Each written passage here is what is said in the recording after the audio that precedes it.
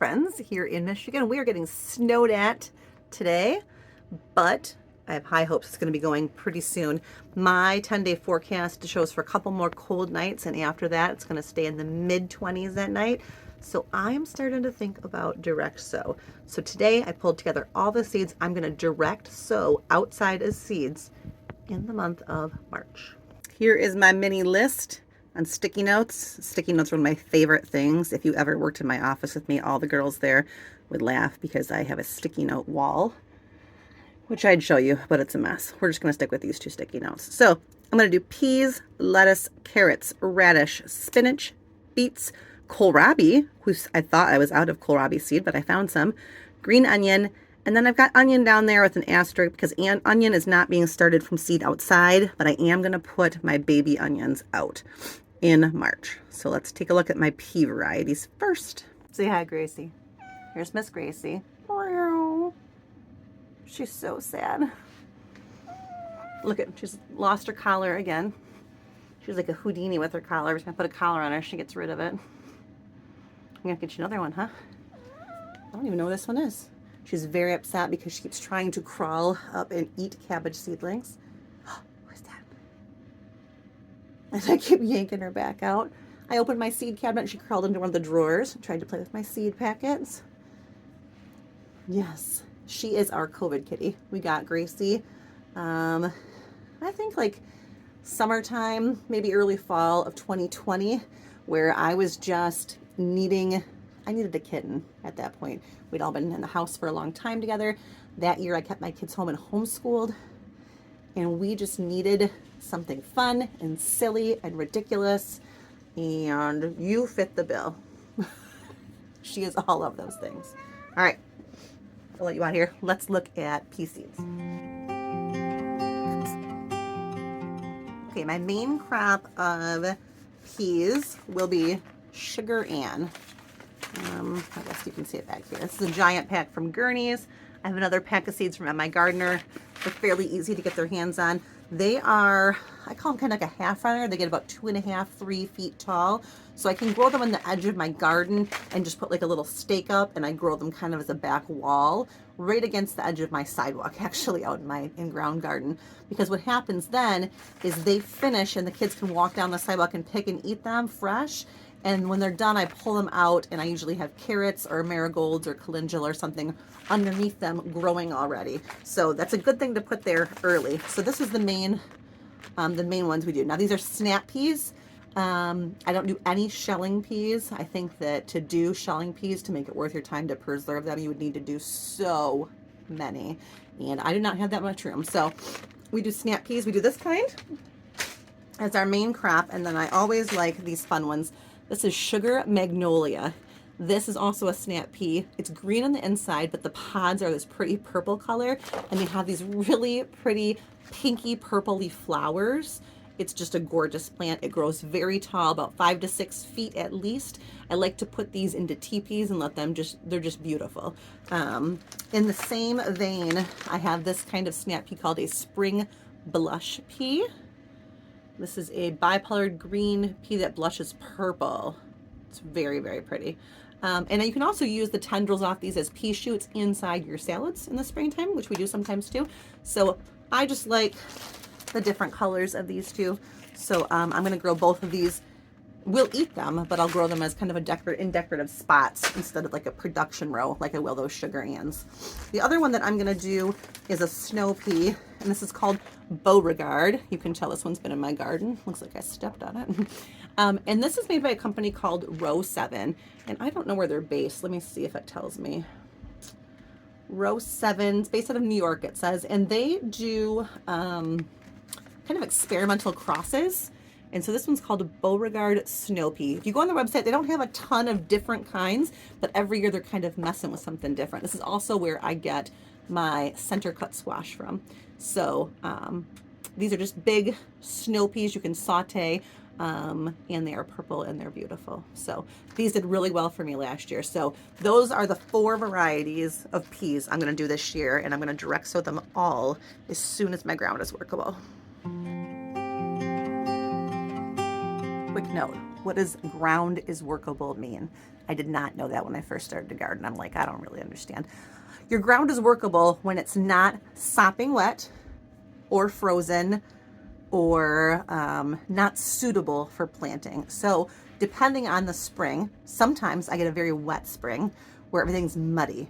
And in that spot, I'm not going to plant things into muddy soil. I'm going to wait until I can pick it up, squeeze it, and it makes clumps.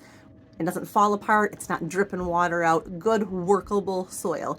On the other hand, I have had springs where it's been chilly and my ground is frozen, or it stayed very cold all winter and my ground is still unthawing.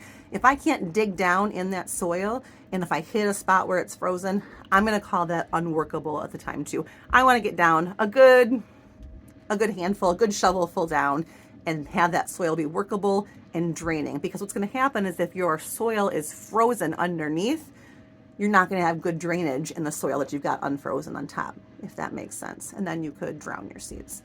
So that's what my definition of workable is.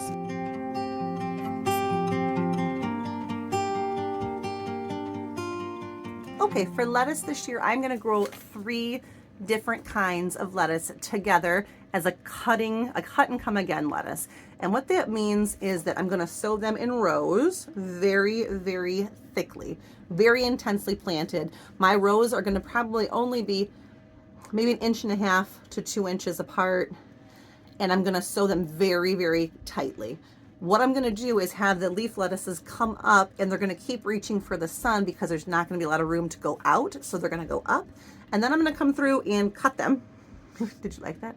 Cut them, use them for salad, and they will continue to grow. And you can do this. I can usually get this to happen. I can probably do a full cut and come again harvest maybe 3 to 4 times before they start getting straggly and yucky looking, and I just pull them. So I'm going to do that with these 3, all of them from my gardener. You're going to see seeds from everywhere on here. I'm going to do a green lettuce called Tango leaf lettuce. I'm going to do one called Lola Rosa. I like this one. This one has a little bit of green to it and a little bit of purple. So I like to do one of each for pretty salads. And then I'm going to do the salad mix. It's just a whole bunch of different things. I don't think it really tells you. Just calls it a premium artisan blend of greens. Different textures, different leaf types, colors, and when grown together, they make a well-rounded salad. So I'm going to go with these 3 together. And then I usually add a little bit of kale, which I have that pretty scarlet kale, and a little bit of spinach in with my salads when I'm making salads. So these will be in that cut and come again thing, which will be kind of like a rectangle shape, and it'll just be all bunched up together. I'm also going to go 3 more lettuce. And these ones, I think I'm going to put them in my green stock container, which is that big tiered container where I can grow them in pouches. I will show you that when I plant them. But I think I'm going to grow them there. And they are tennis ball. These are little baby heads. Black seeded Simpson. And Marvel of 4 Seasons. This one's really, really pretty. I very rarely get heading lettuce. So I'm just going to put these into that green stalk as, let's see what happens. Lettuce grows very well in those, so I've heard. I've actually never tried lettuce in mine. I don't really know why, but this year we're going to. So I'm going to have a come and cut again bed of leaf lettuce, which, by the way, insert note here, you don't have to use leaf lettuce to do that come and cut again method. You can also do romaine or other head lettuces, because when you plant them that intensely close, they are going to grow up straight anyway. Does that make sense? So you can use any lettuce you want as long as you keep cutting it. Anyway, these guys in the upright green stalk planter, the other ones in a bed for cut and come again lettuce. Okay, so 6 lettuces, that's it.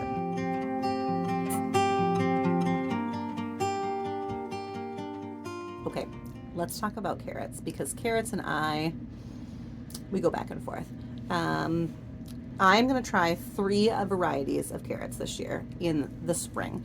I will probably try another, maybe 1 or 2 types for fall, depending on how these go, if I'm completely exasperated or not. I'm going to do New Kuroda carrot. This one's from Baker's Creek. It says it's an improvement on the famous Japanese Kuroda type. Sugary sweet and ultra fine grained. Okay, so That one sounds good. I'm also going to do this Calliope blend. Calliope? I don't know. And this one's got a whole bunch of different colors. I like the colored ones. I think Ava finds it interesting. And I'm also going to do the Chantenay Red Core carrot. And this one is kind of orange with a red center. So I'm going to try these three.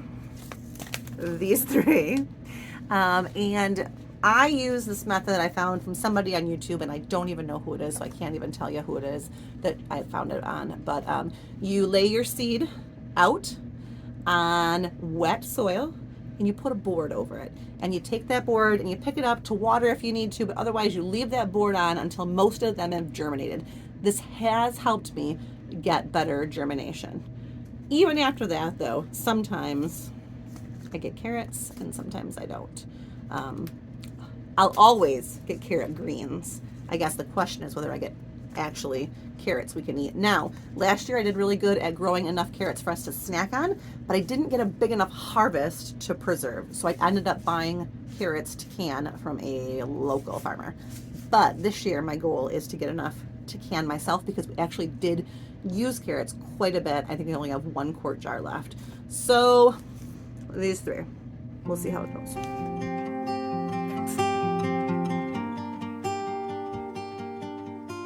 Okay, radishes.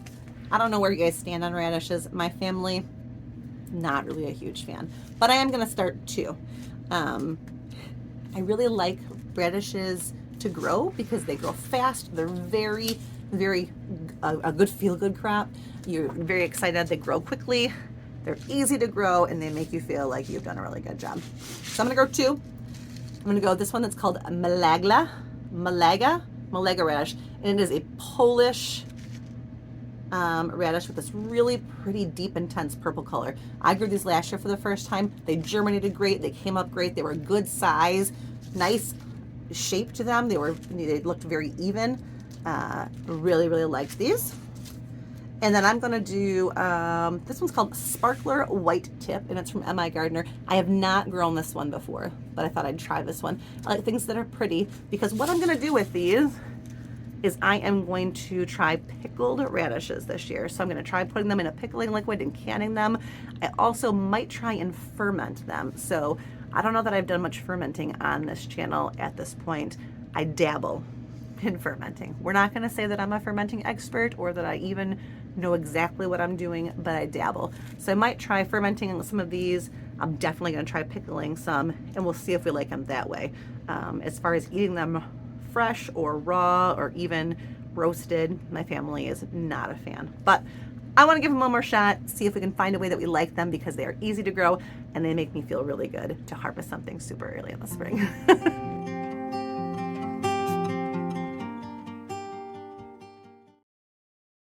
Okay, spinach and I are kind of friends. I think like I got spinach down last year. Prior to that, I've had a hard time growing it. I'm going to do 2 different kinds this year. I'm going to do this Viroflay, and I got this one from M.I. Gardener, and I did this last year and it worked very well for me. And then Bloomsdale, and this seed packet is from Botanical Interests, and I like this one, but this one is hit or miss for me. Some years it does well for me, some years not so well. I really think I need to get it out while it's nice and cold.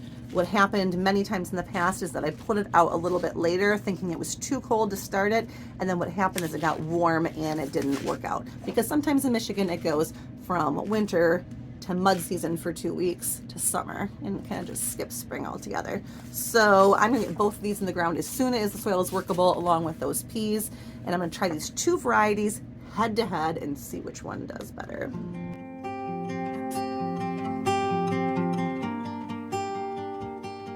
I've gone back and forth about growing beets, but I think I've decided that I am going to direct sow beets out right now. I for sure wanted to grow them, but I wasn't sure if I was going to put them out early. But they can handle the cold, not freezing, but they can handle, their germination temperature is only 45. So I am going to get them out relatively soon. These I make pickled beets with these, and it's one of my husband's favorite things.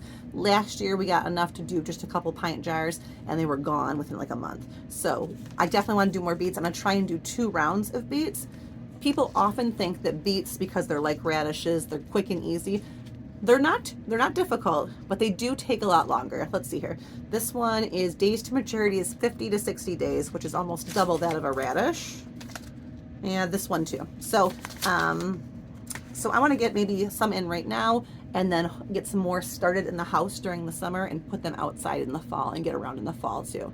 Now, this is what I want to do, not necessarily what I will do, but I'm going to try. So I'm going to grow this one from my gardener called the Chiyoge beet.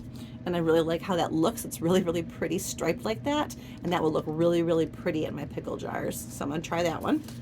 And then Detroit dark red. This is my standby. This is one I always do. And this year I want to add some golden ones, some of these golden Detroit beets as well. So those 3 beets, so I can get lots and lots of pickled beets.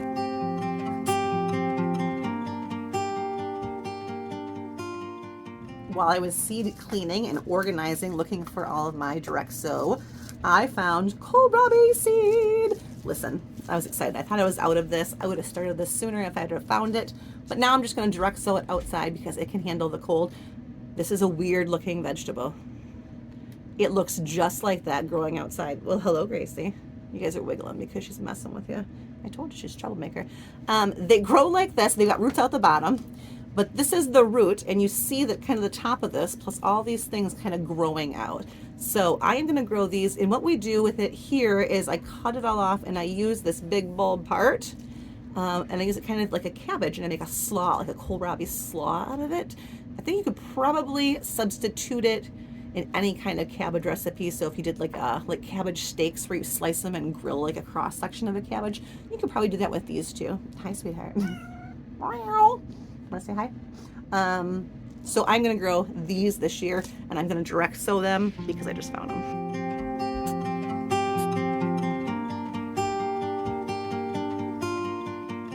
The last group that I'm going to direct sow is onion, and I have green onion. These are seeds that I saved myself from my own green onions. I have a little green onion patch in the backyard. I haven't sown new seed there probably in 2 years. So I'm going to add some new seed to that just to make sure it keeps going. I do have some growing, but just to be safe. I believe this might have been Parade, might have been the variety that I first did. And then I'm also going to do you see this cat? Oh my gosh. I'm also going to do the onions that I started from seed. So technically I'm not direct sowing them because I'm not starting the seed outside, but they can handle the cold. I will be putting those out in the garden as soon as I can work the soil out there. So I'm thinking maybe 2 weeks. So in March, these will be direct sown, and the other onions, you know, put out as seedlings. Okay, so that's what I got. Those are all going to go out in the month of March. The timing will be a little bit different depending on which seed it is and depending on how soon my snow melts. I do have a layer of snow over most of the gardens. Now some of the raised beds are thawed and I could plant in those. So I think I'll be starting the spinach and probably peas pretty soon, and moving on maybe to kohlrabi and onions after that, depending on where they go. And again, I'm going to have to go through and plan my garden out. So I'll probably take some time tonight or tomorrow to do that, to see exactly where I want to put these things, because once I put them there, they're stuck there. I can't change my mind. So I'll have to do a little bit of garden planning, but all those are definitely going to be going out sometime in March.